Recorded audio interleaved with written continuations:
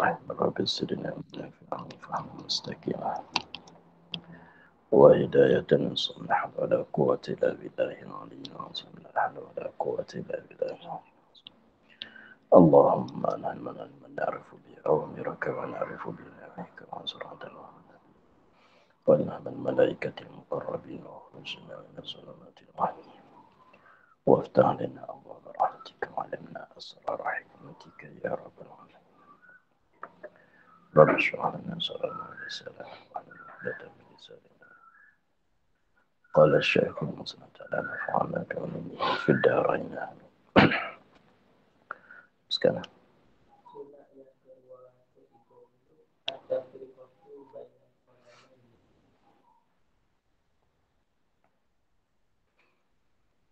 yang ke-230 At-tafriqatu bainal qadamaini. Ini kita masih dalam bahasan sunat-sunat ketika sujud. At-tafriqatu bainal qadamaini, menceraikan, merenggangkan, meruangkan bainal qadamaini, di antara dua tapak kaki. Jadi sunatnya bahawa tapak kaki, kedua-dua tapak kaki itu bahawa tidak rapat. Itu adalah satu sunat. Tidak merapatkan akan dua tapak kaki pada ketika sujud. Bagi ada ruang di antara keduanya, itu adalah satu sunat. 231 antakuna, bahawa adalah ia at-tafriqah, mencerai tadi, qadra shibrin, sekadar satu jengkal. Itu sunat yang lain pula. Kita ambil qadar satu jengkal antara kiri dan kanan, maka itu adalah sunat yang lain daripada semata-mata membukakan, menceraikan.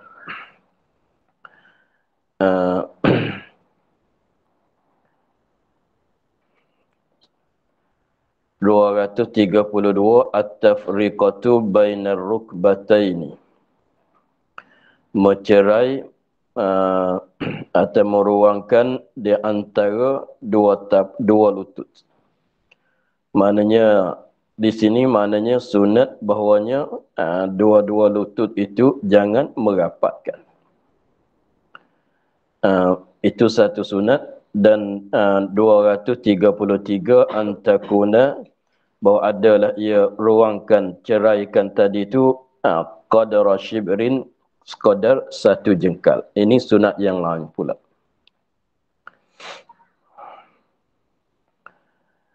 Uh, 234 at-tafriqatu bainal fakhidaini,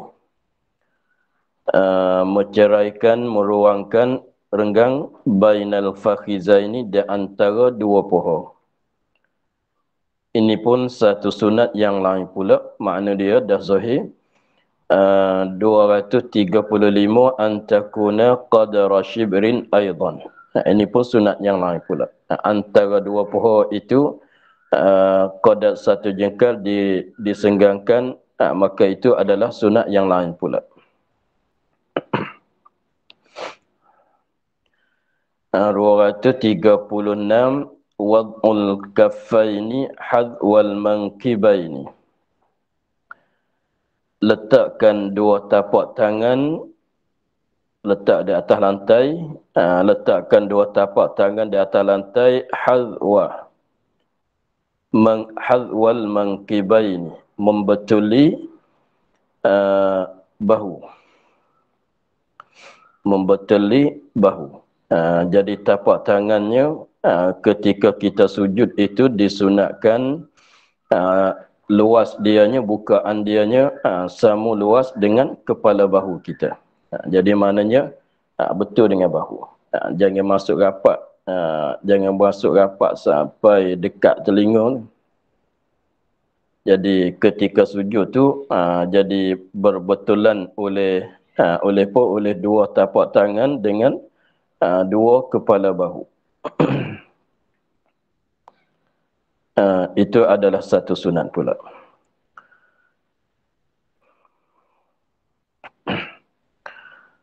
Dua ratus tiga puluh tujuh, al-i'timadu 'alal kaffaini. Al-i'timadu 'alal kaffaini, kita bertungkat di atas dua tapak tangan, artinya bertelekan di atas dua tapak tangan.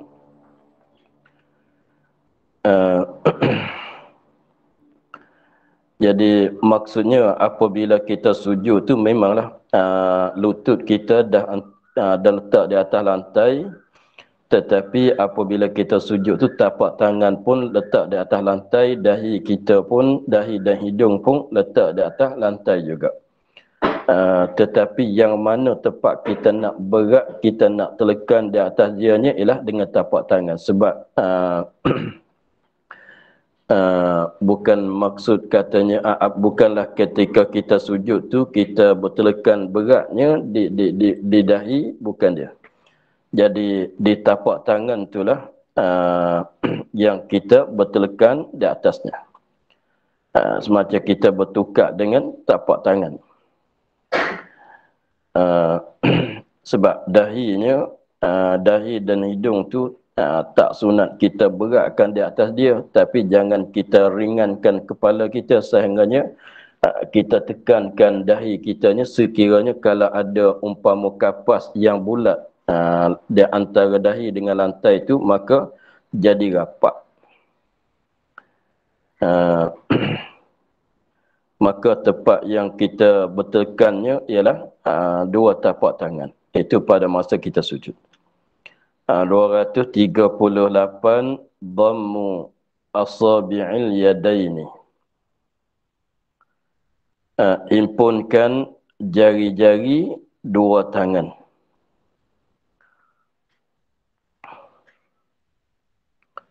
Jari-jari dua tangan tu kita impunkan, maknanya kita rapat begini, jangan buka. Tak macam kita takbiratul ihram, akad tangan tu jenaknya buka sikit. Adapun ketika sujud, dua tapak tangan tu jadi jari-jari sebelah kanan sebelah kiri itu rapat jadi begini.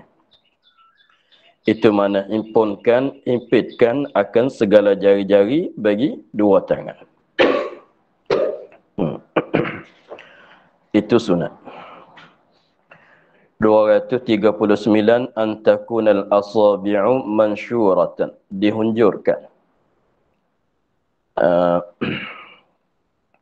Jangan kita genggam, jangan kita genggamkan anak jari, bahkan sunatnya kita unjurkan akan anak jari itu. Unjurkan anak jari itu adalah satu sunat. Kemudian ke jihad mana, maka itu ada sunat yang lain pula, sebagaimana sebut dari 240, antakuna, bahawa adalah jari-jari itu li jihatil ka'bati, jadi jihad kiblat. Jihad Kaabah jadi jihad kiblat.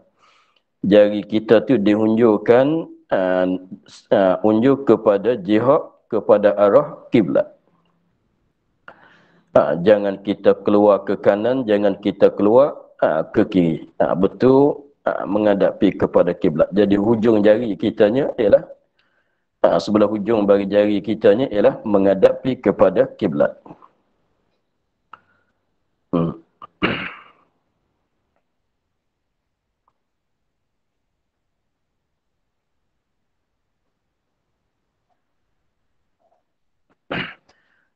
Seterusnya, nasbul qadamaini, mendiri akan dua tapak kaki. Mendiri akan dua tapak kaki. Dengan maknanya dua tapak kaki itu tidak rapat dengan lantai. Jadi maksudnya kita letak begitulah, itu maksudnya berdiri. Berdiri. Jangan kita letak begitu. Jangan kita letak begini. Jadi macam kita berdiri tu. Bahkan tapak kaki kita jadi tumit sebelah atas lah maksudnya. Tumit itu sebelah atas, hujung jari sebelah bawah. Itu maksudnya sunat mendirikan dua tapak kaki. Maksudnya kita apa dia? Tumit tu sebelah atas. Jari sebelah bawah. Jadi betul naik. Itu adalah satu sunat. Jangan kita buat sengit lah. Buat cenderung kepada sebelah mana-mana atau betul atau pijakkan dengan tapak kaki, maka itu tak kena dengan cara. 242 Kashful qadamaini lirrijali. Sunat yang 242-nya Kashful qadamaini, membukakan dua tapak kaki lirrijali, bagi orang lelaki saja. Tidaklah perempuan, tidaklah orang khunsyah.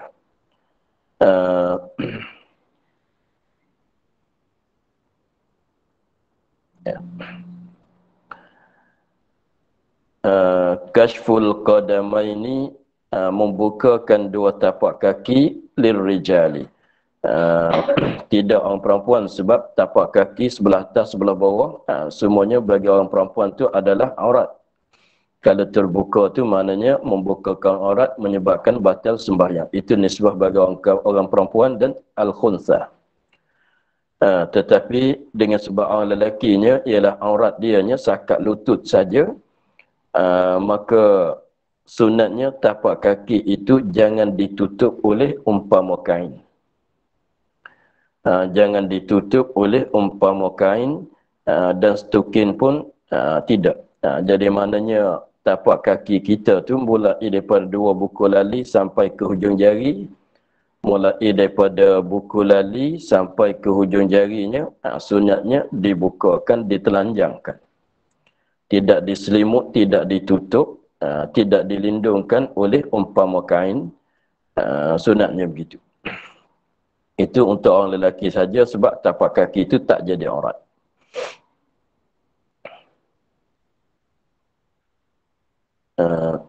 Jadi kalau pakai stokin tu sunat kita buanglah, supaya tapak kaki kitanya bertelanjang, tidak ditutup.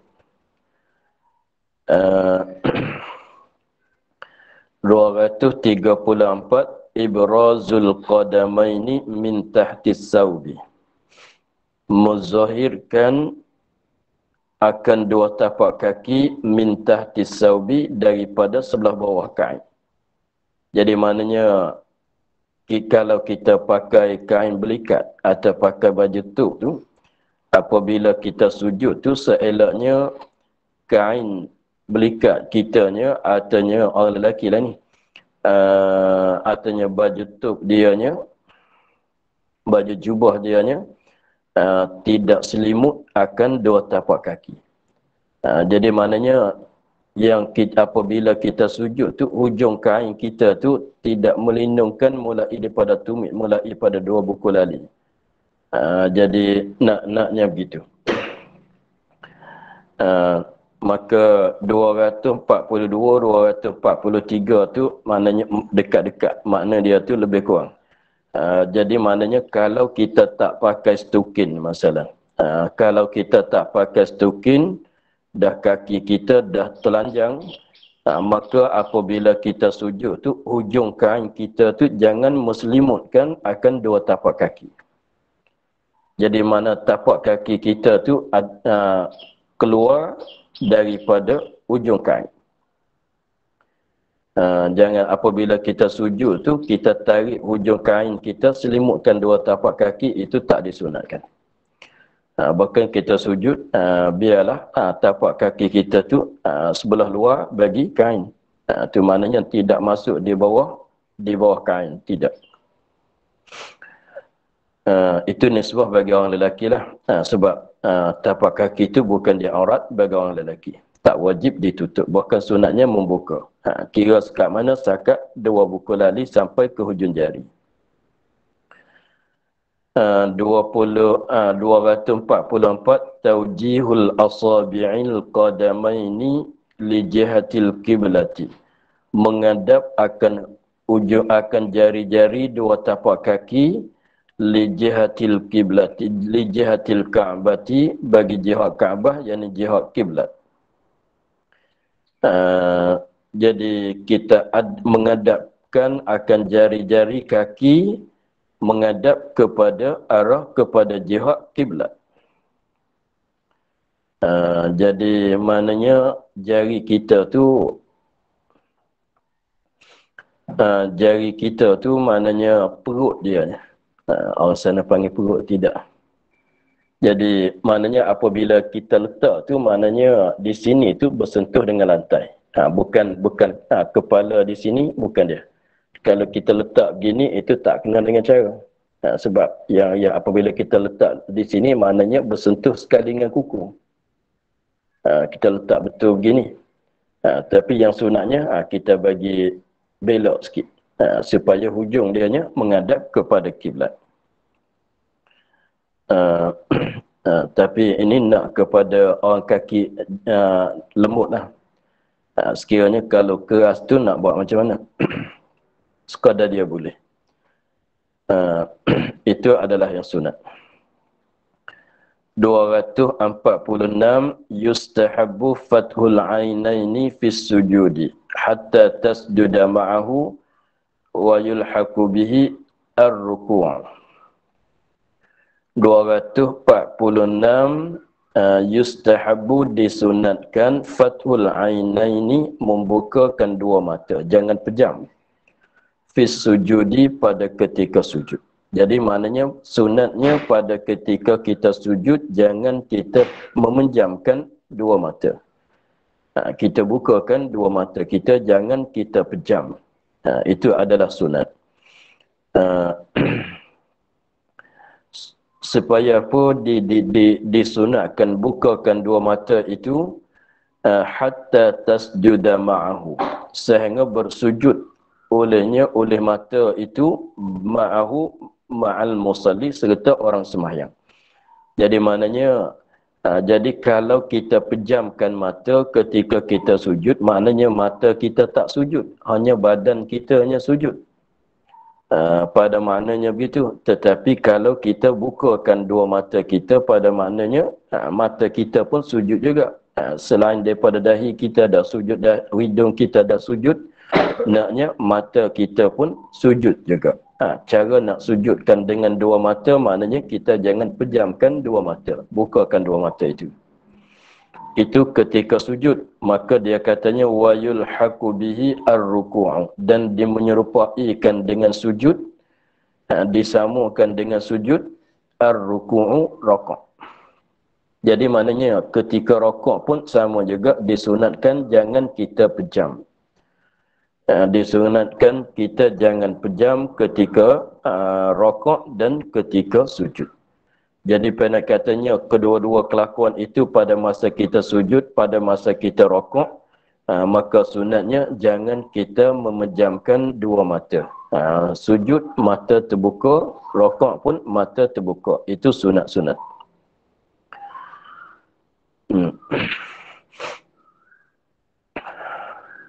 247 ayyantaziral imamu fis sujudis tsani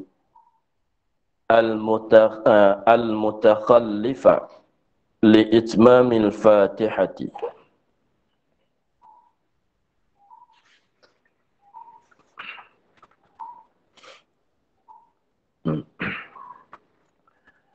Ayyantazira, ini sunat untuk imam saja.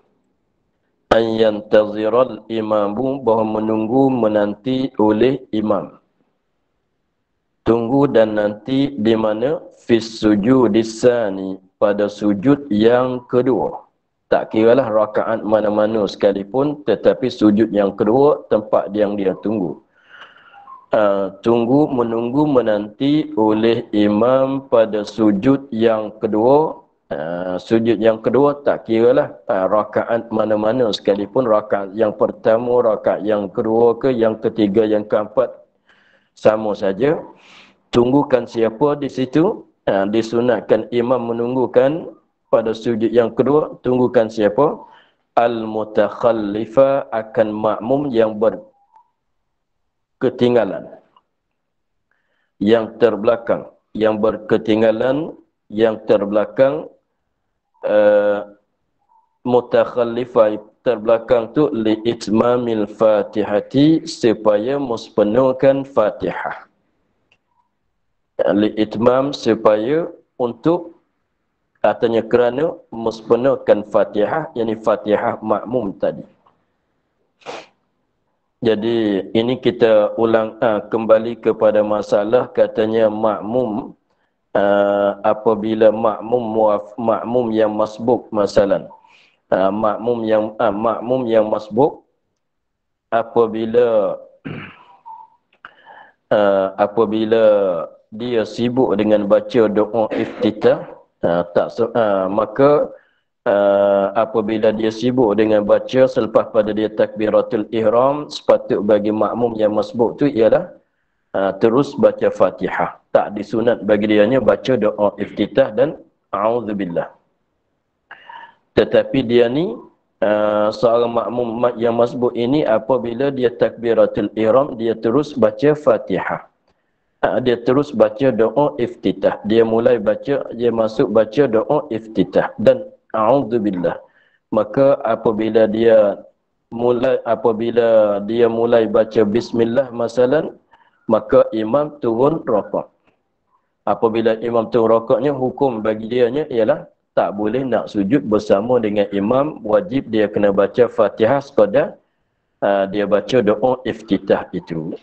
Maka sekiranya kalau imam sujud, imam rakaat, imam i'tidal dia belum selesai lagi, imam sujud yang pertama dia belum selesai lagi daripada baca Fatihah, imam duduk antara dua sujud dia belum selesai daripada Fatihah lagi, imam sujud yang kedua dia belum selesai lagi.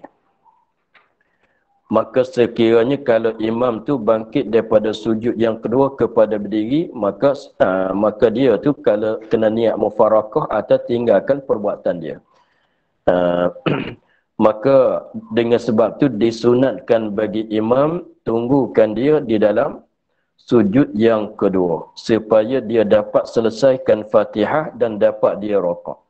Apabila dia rakaat, imam sedang di dalam sujud yang kedua. Jadi tak berketinggalan dia dengan imam 3 rukun yang panjang. Sebab dia ni untuk dia nya berketinggalan daripada imam sekadar 3 rukun yang panjang saja. Begitu juga makmum yang muafiq yang terlupa nak baca Fatihah. Banyaklah 10 masalah lebih kurangnya pada masalah masbuk dan muafiq yang kita belajar pada bab kitab panduman jemaah dulu. Contohnya makmum muafiq dia terlupa nak baca Fatihah apabila imam rakaat.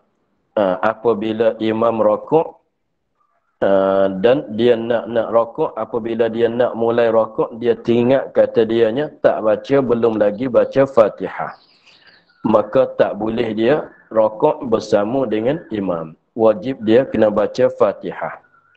Maka sekiranya apabila dia wajib kena baca Fatihah, maka imam rakaat, imam i'tidal dia belum selesai lagi, imam sujud yang pertama dia belum selesai lagi fardunya, dan imam duduk di antara dua sujud dia belum selesai lagi, imam sujud yang kedua, ketika itulah imam sunat memanjangkan sujud yang kedua supaya dia dapat rakaat, dapat selesaikan Fatihah dan dia dapat rakaat. Apabila rakaat tu kalau imam nak bangun berdiri pun tak kenapalah, tak ada masalah sebab tak sampai 3 rukun yang panjang ketinggalan dia dengan imam. Jadi pendek katanya masalah 247 ini itu kembali kepada masalah makmum yang dimaafkan berketinggalan dia daripada imamnya 3 rukun yang panjang. Itu kembali kepada masalah di situ. Maka dengan sebab itulah disunatkan pada bagi orang yang jadi imam, sekiranya kalau dia tahu kata ada makmum dianya terbelakang dengan sebab untuk nak sempurnakan Fatihah, maka sunat dia tu menunggu di dalam sujud yang kedua.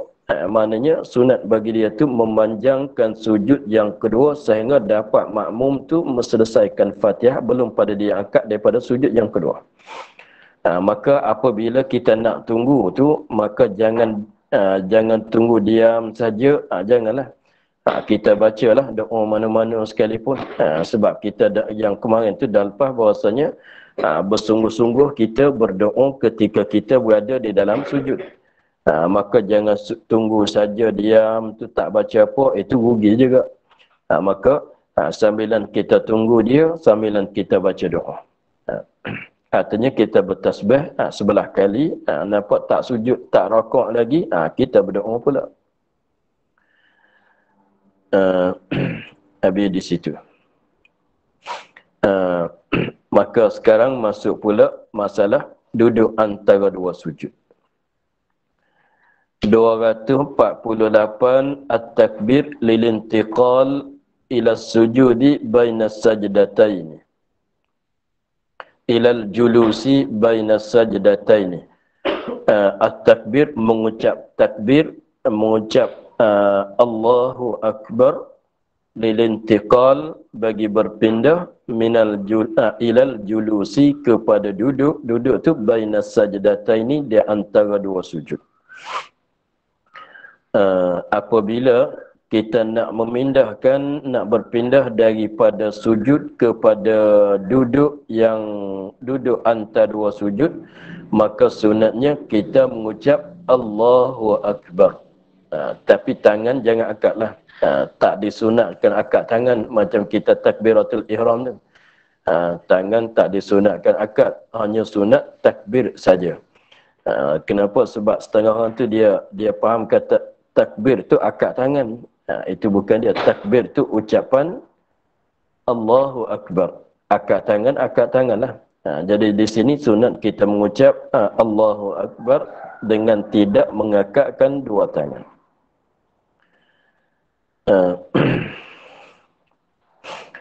249 an yakuna takbir ma'abtida'i raf'i ra'sihi minas sujudi. Ini satu sunat. Maksudnya mensertakan akan ucapan takbir itu berserta dengan memulai akad kepala daripada sujud. Itu makna katanya an yakuna takbir, beradalah ucapan takbir itu ma'abtida'i raf'i ra'sih, serta permulaan mengangkatkan kepalanya minal sujud, daripada sujud. Jadi dahi kitanya, ketika kita sujud tu dahi kita rapat dengan lantai. Apabila kita mulai akad tu, mulai kata Allah. Mulai akad, mulai kata Allah. Di situ.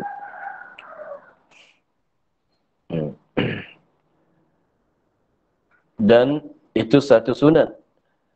250 maddut takbir ilal intihai ilal julusi, memanjangkan akan ucapan takbir itu ilal intiha, sehingga selesai ilal julusi, sehingga sampai kepada duduk.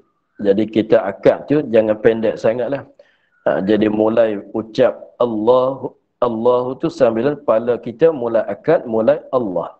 Apabila kita jadi duduk, maka di situlah baru selesai kita ucapan takbir. Jadi Allahu Akbar.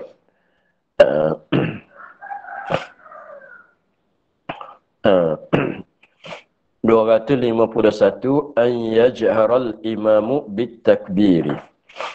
Sunat bagi orang yang jadi imam bahawa menyaringkan dengan takbirnya, dengan ucapan takbir itu sunat dinyaringkan supaya makmum itu dengar.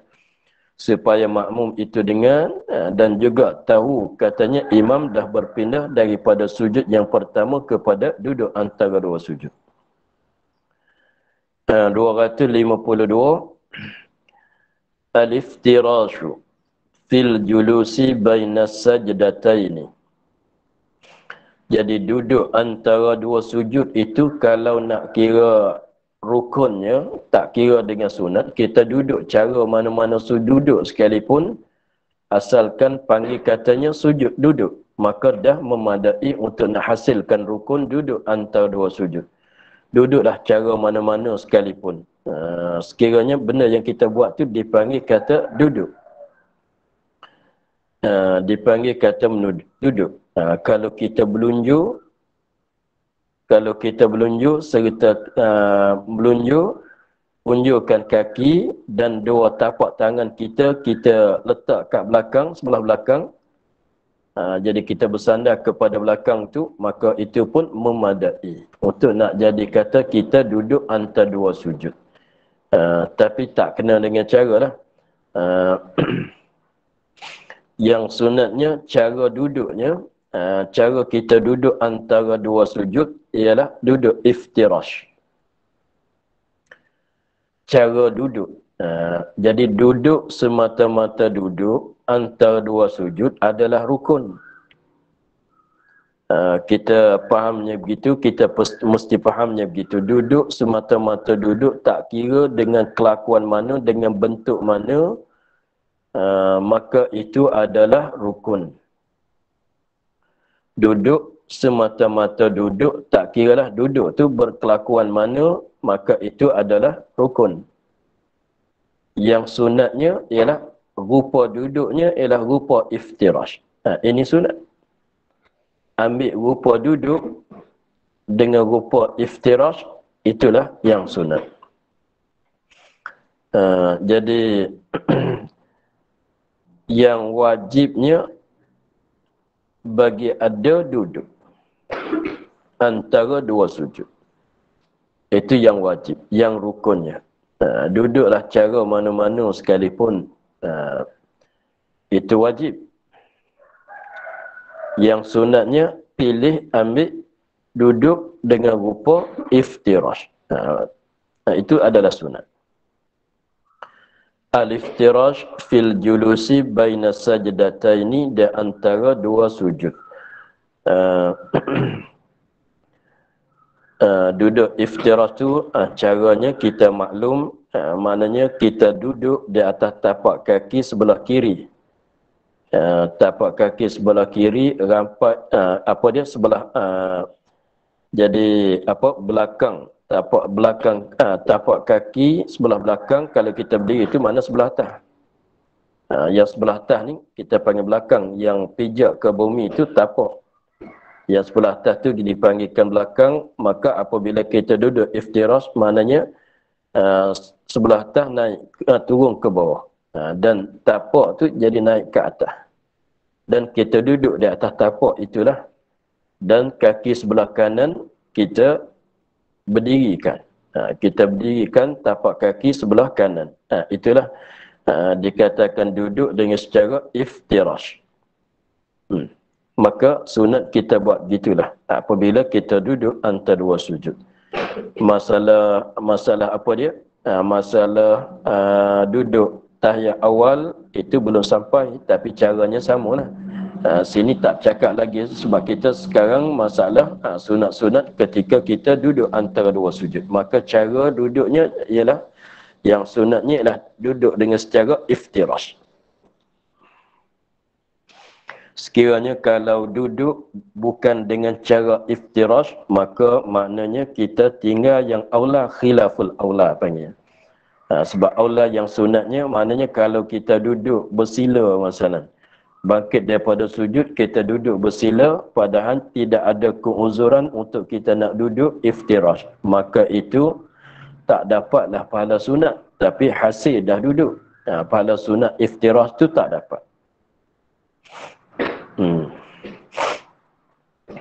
Seterusnya 253,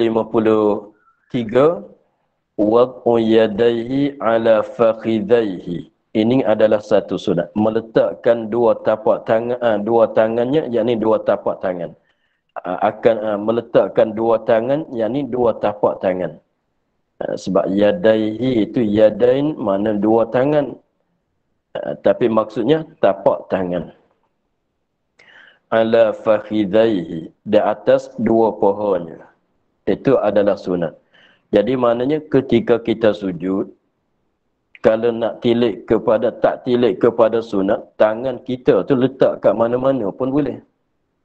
Letak atas lantai pun boleh, letak di atas lantai pun boleh, tilik kepada sah sembahyang lah. Letak kat mana-mana pun boleh. Tapak tangan kita tu nak letak kat belakang pun boleh. Nak letak di atas lantai di tepi pohon pun boleh. Ataunya nak duduk buat gini pun boleh. Kita macam orang sejuk, letak gini pun boleh. Atau nak letak tangan macam kita berdiri, Fatihah tu pun boleh juga. Maknanya tidak apa tu? Tidak membatalkan akan sembahyang. Letaklah kat mana-mana pun boleh ke semuanya. Iaitu cakap tentang boleh ke tidak, dengan mana-mana letak pun tidak membatalkan sembahyang. Tetapi nak letak di mana untuk nak dapatkan sunat. Tapak tangan kita nak letak di mana untuk nak dapat sunat, maka letaklah di atas dua pohon. Kalau tak nak ke sunat, letaklah kat mana-mana pun. Nak masuk poket ke masalah, atau nak letak kat belakang, letak atas lantai ke, katalah. Boleh ke semuanya, tidak membatalkan sembahyang. Kalau nak ke sunat, nak kepala sunat, maka letaklah dua tapak tangan itu di atas dua pohon. Kemudian sunat tadi itu letak di atas pohon tu adalah satu sunat. Maka pohon kita pun panjang juga, lebih kurangnya 2 jekal. Nak di humbi pohon ke atau di hujung pohon. Maknanya kalau hujung pohon tu maknanya dekat dengan lutut.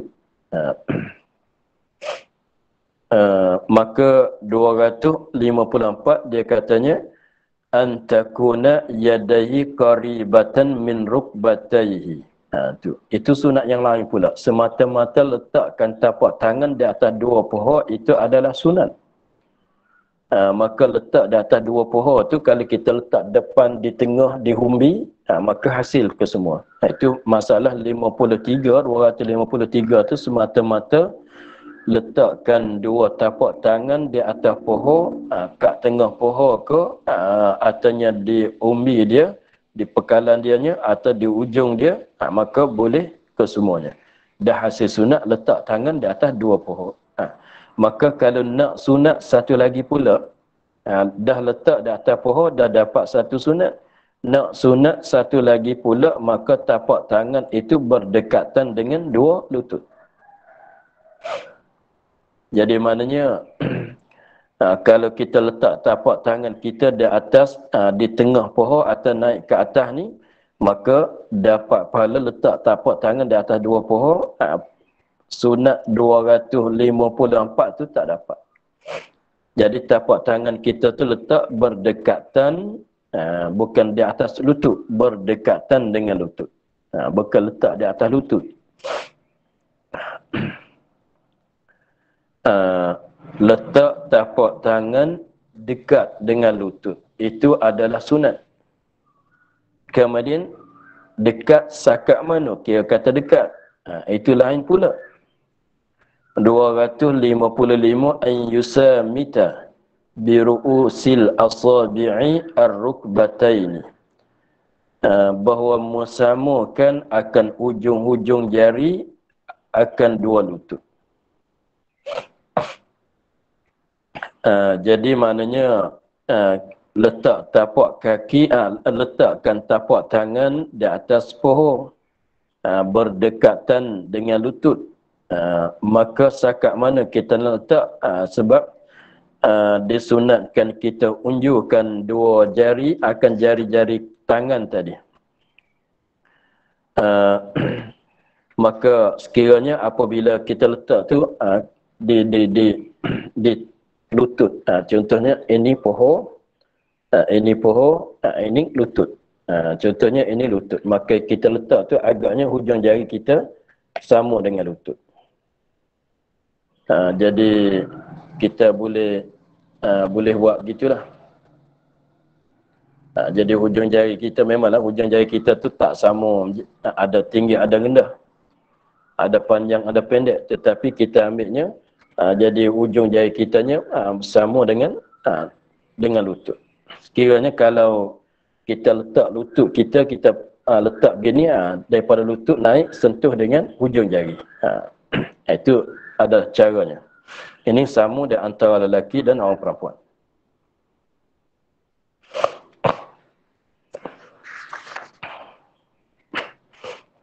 Uh, 256 dhammu asabi'il yadaini. Ini sama dengan kita ketika kita sujud tadi. Jadi jari kita tidak dibukakan, disunatkan kita rapatkan, himpunkan, impitkan, rapatkan jari-jari sebelah kanan dan sebelah kiri. Jangan kita bukalah. Kita rapatkan gini. Rapatkan gini, maka adalah satu sunat.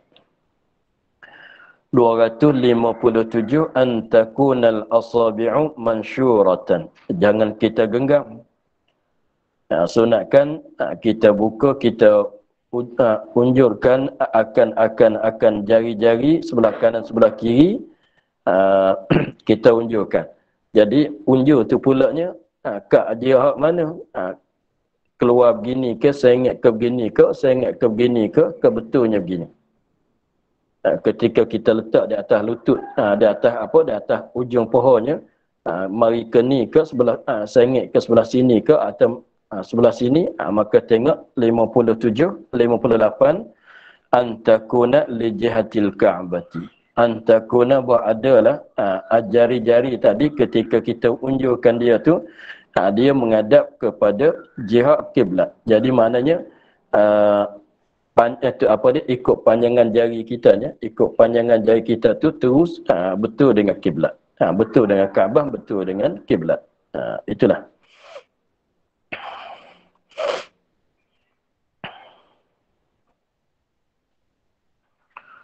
259 an yakula idza stawa jalisan rabbighfirli warhamni wajburni warfa'ni warzuqni wahdini wa'afini wa'fu anni.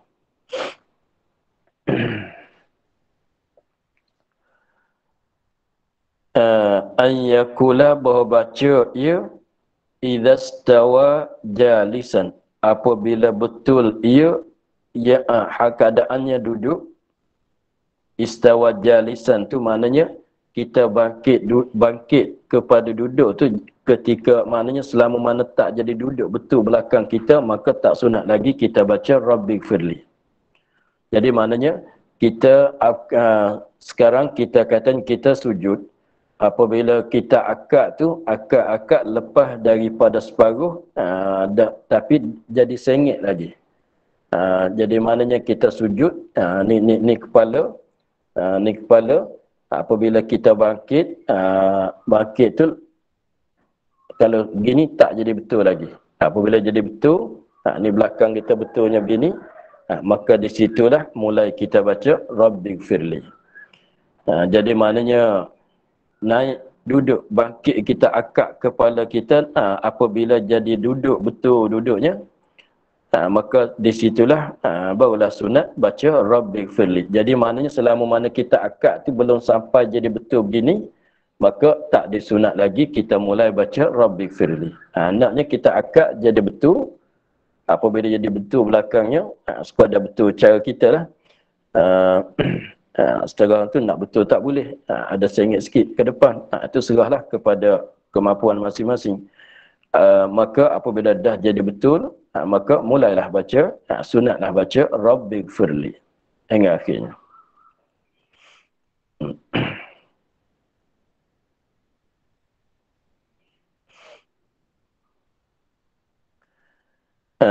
Mulai baca Rabbighfirli warhamni wajburni warfa'ni warzuqni wahdini wa'afini wa'fu anni. Itu doa.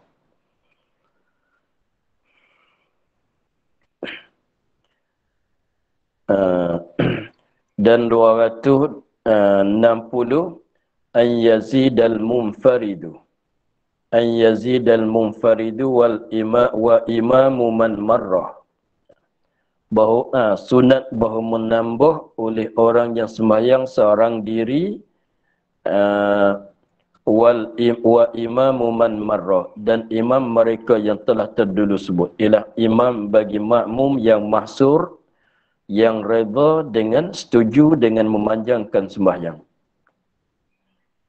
Tambah selepas pada wa'fu anni, disunatkan tambah apa dia? Rabbi habli qalban taqiyan nakiyah minasyirki bariyah la kafiran wa la syakiyah.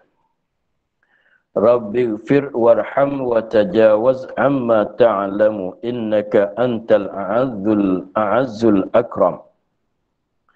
Rabbi hab, hendak beri oleh kamu li bagi aku qalban taqiyan, akan hati yang bertakwa, naqiyan yang bersih, yang suci, yang bersih, minasyirki daripada syirik, bariyan yang baik,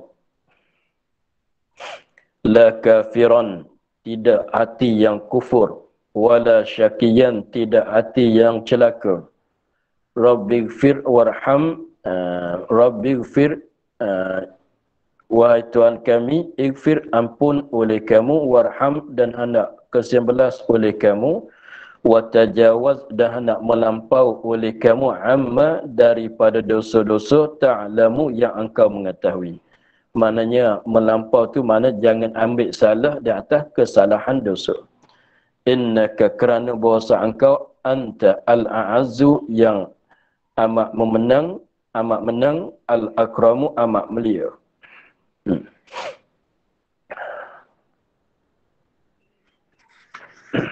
Itu pendekatannya. Kalau kita sembahyang seorang diri, artinya kita jadi makmum, kita jadi imam, padahal makmum kita tak sampai beratus, dan mereka itu suka dengan memanjangkan sembahyang, maka sunat kita tambah doa ini. Selepas pada wa'afini wa'fu'ani, kita tambah Rabbi habli.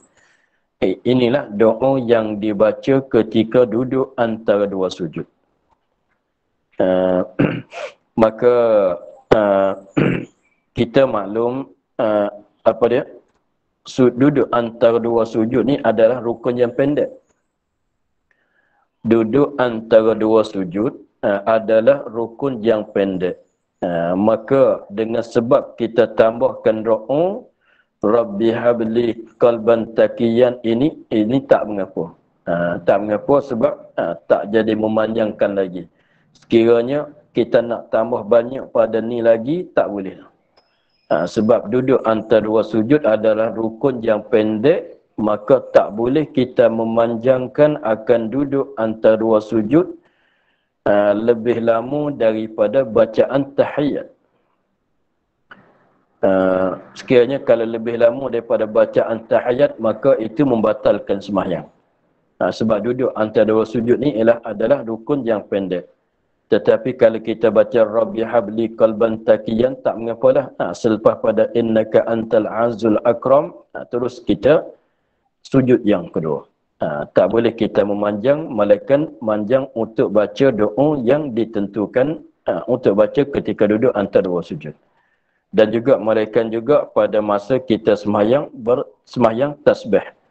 Sebab kita bertasbih panjang juga pada ketika duduk antara dua sujud. Itu pun tak mengapa. Kalau tidaknya tak boleh kita nak memanjangkan akan duduk antara dua sujud sebab apa dia? I'tidal dan duduk antara dua sujud adalah rukun yang pendek.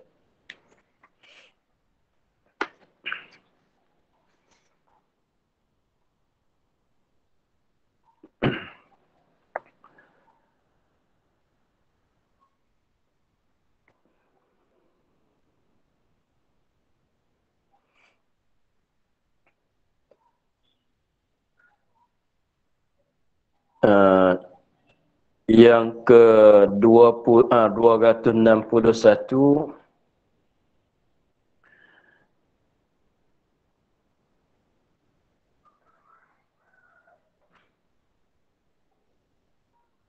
uh, 261 an yajlisa jalsatal istirahah. 61, 62, 63, 64